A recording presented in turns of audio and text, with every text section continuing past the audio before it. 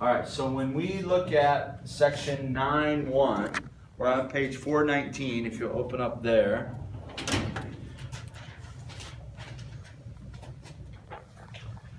The title of this section is Parallelograms. This is how you spell it.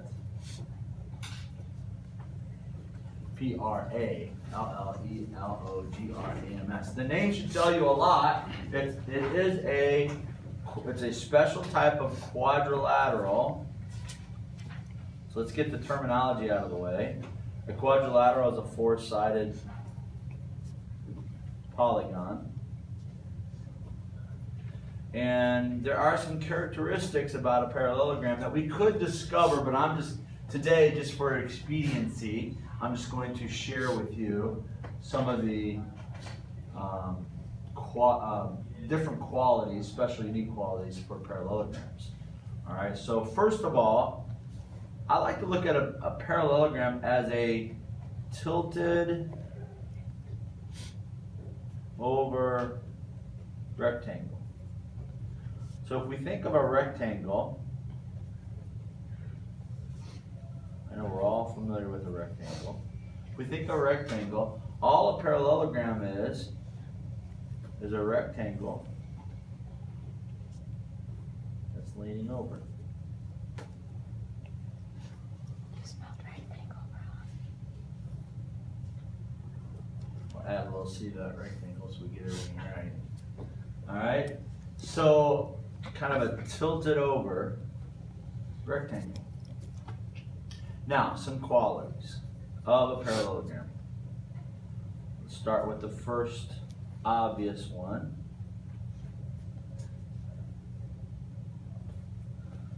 Opposite sides are parallel. So if I'm going to give it the right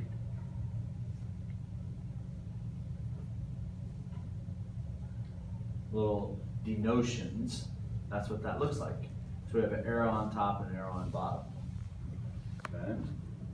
So now, when I look at that, if I extend this,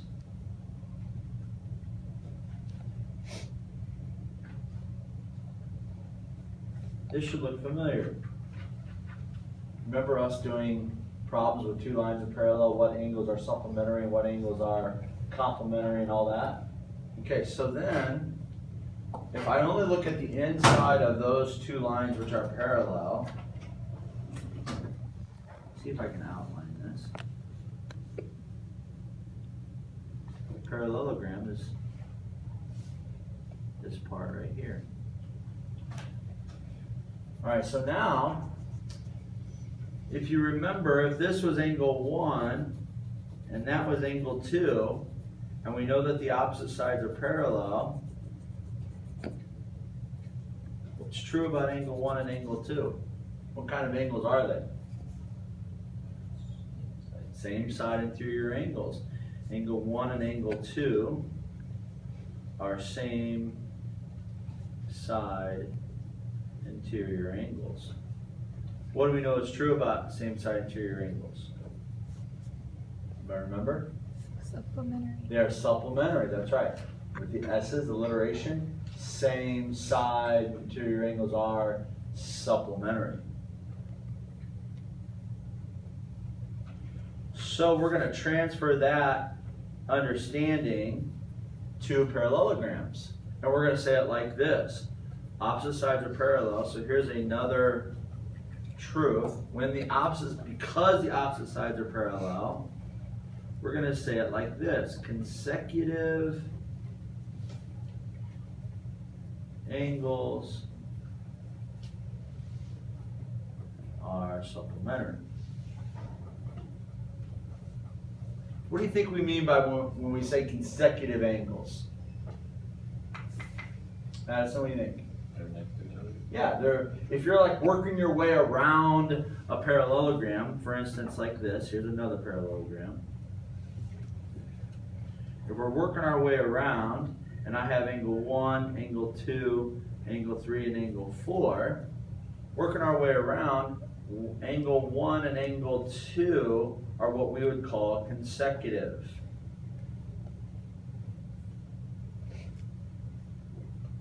Okay? Angle 2 and angle 3 are consecutive. Angle 3 and angle 4. And angle 4 and angle 1. Those are all consecutive angles. And again, if you can just relate back to earlier info that we've talked about, if I extend these sides, it should make sense that these are supplementary because they are same side to your angles. So again, if angle 2 is 120 degrees, then I know that angle 1 is 60. If angle 2 is 120 degrees, then I know that angle 3 is 60.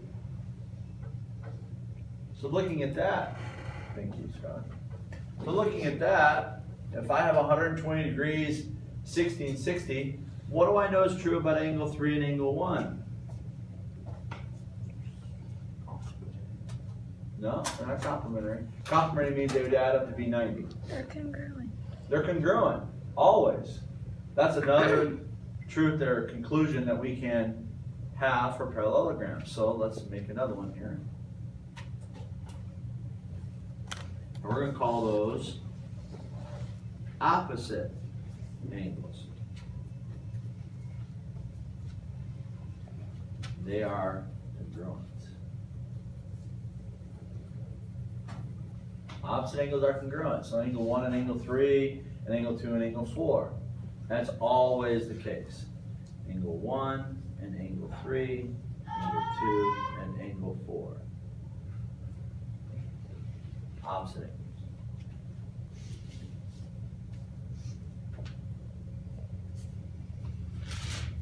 Okay.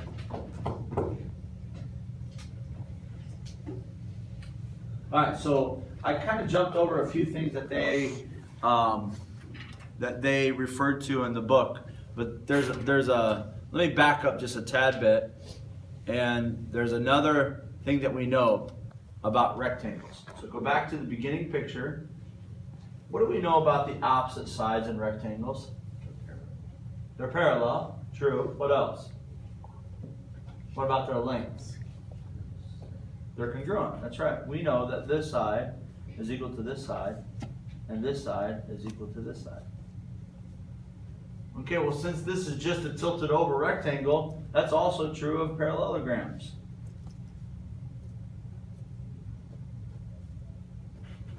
So not only are opposite sides parallel, opposite sides are also congruent.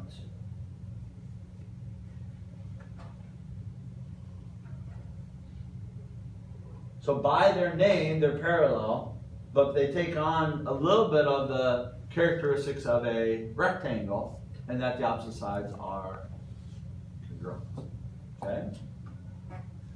All right, there's really only one more conclusion, quality that we need to come up with when it comes to a parallelogram, and here it is. Let me draw another parallelogram. Make this a little bit bigger.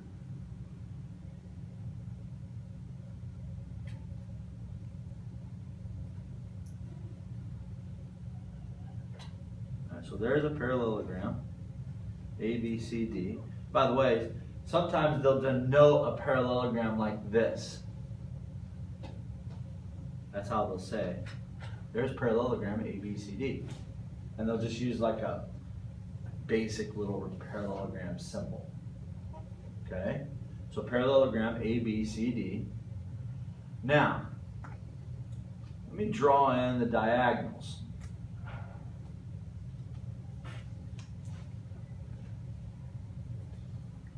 So I'm going to connect the opposite angles, the opposite vertices.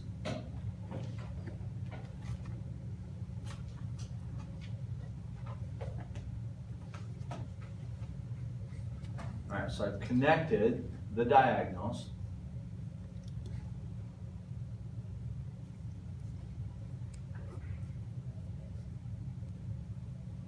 And here's the last quality that we're going to specifically talk about with parallelograms.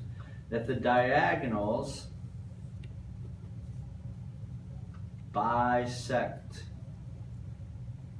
each other. So the diagonals bisect each other. So if I put an M here, that means that AM is equal to CM and DM is equal to BM. So this is a midpoint of the diagonals.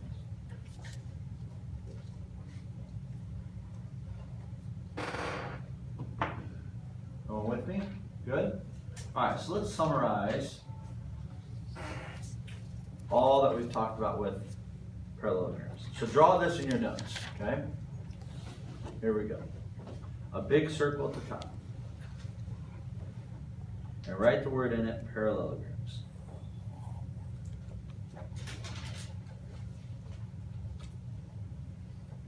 All right, what a parallelogram looks like is this. So just put a little bit of a sample one in the circle.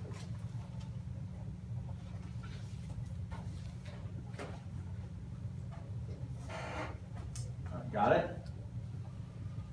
All right, so now over here to the left, off of that one, draw another circle.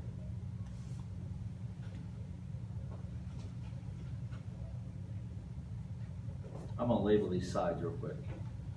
A, B, C, and D. And here we're going to say opposite sides are congruent. That means in this picture that AB is congruent to CD and AD is congruent to BC. That's one characteristic. And then over here, draw another circle.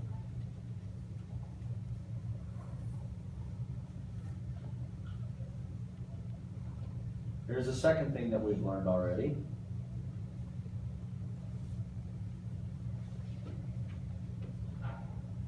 Opposite angles are congruent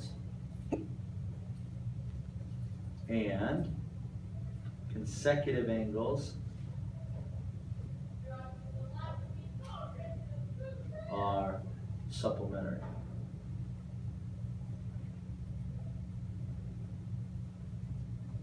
So opposite angles are congruent, consecutive angles are supplementary, which means this, that angle A is congruent to angle C, angle B is congruent to angle D, and angle A plus angle B equals 180, angle B plus angle C equals 180, and I could keep going, but I don't need to write anything.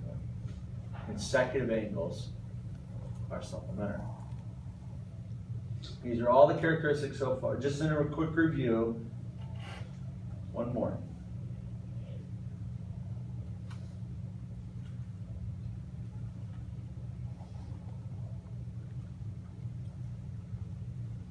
The diagonals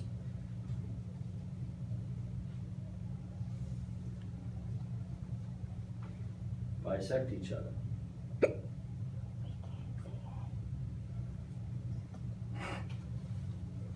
So our third and final.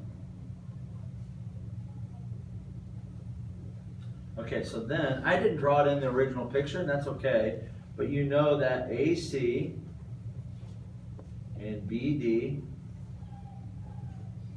bisect each other.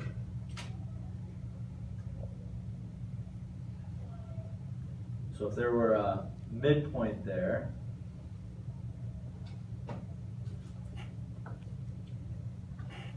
like this,